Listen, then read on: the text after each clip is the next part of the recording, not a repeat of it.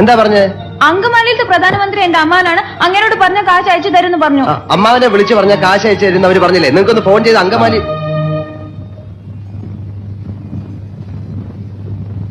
അങ്കമാലിയിലെ അമ്മാവൻ ആരാന്ന് പറഞ്ഞു? പ്രധാനമന്ത്രി.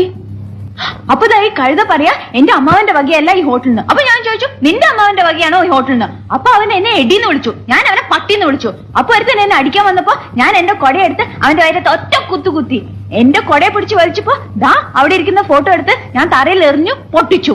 പിന്നെ ഒരുത്തൻ എന്നെ പിടിക്കാൻ വന്നപ്പോ ഞാൻ ഫോൺ എടുത്ത് അവന്റെ തലയിൽ ഒറ്റ അടി വെച്ചു.